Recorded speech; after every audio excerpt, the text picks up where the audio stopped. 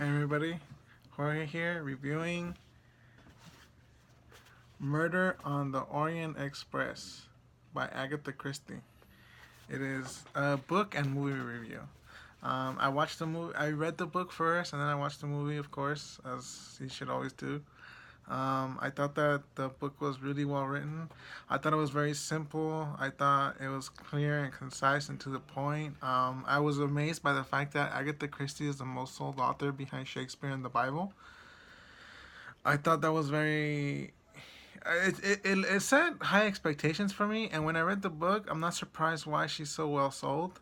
Um, she she's very simple and she's easy to understand, and maybe that's what is so appealing about her.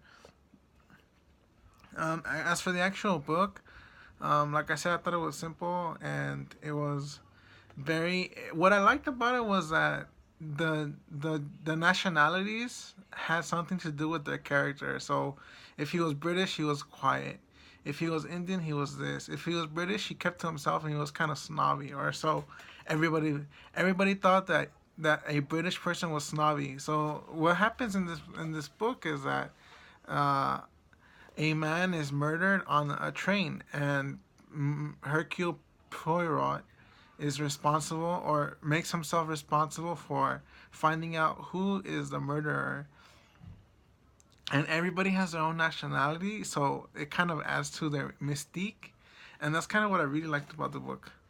Um, the movie didn't emphasize that as much. It didn't really emphasize their nationalities as much, even though it's obvious that Hercule Poirot is French, and that's really uh, what attracted everybody. But excuse me.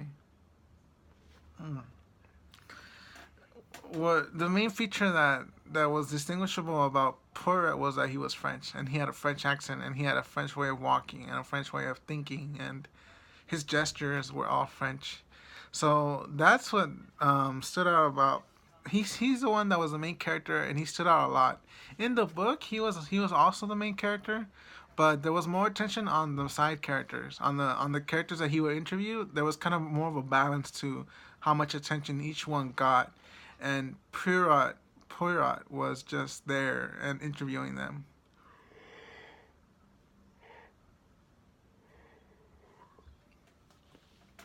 Excuse me. As for the movie,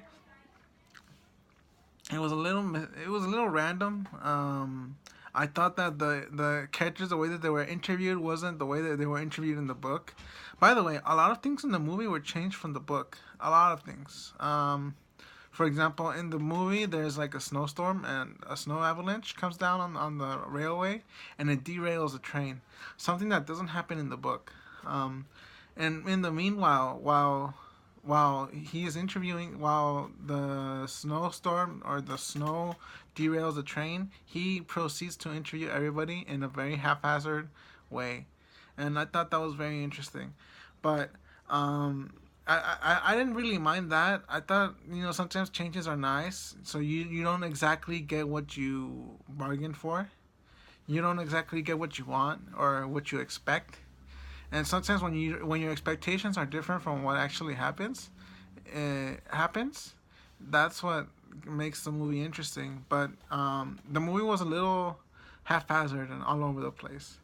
Yeah, I thought that the way the book ends is a little different from the way the movie ends as well.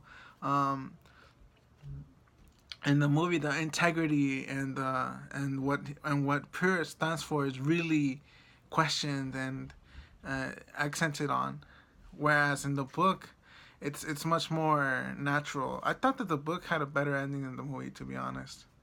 Yeah, yeah. That's what I think about Murder on the Orient Express. It was a good movie. Would I go watch it again? No, but I watched it once and that was enough. And I thought that what I saw was good.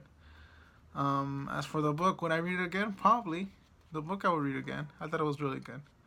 But yeah, thanks for watching.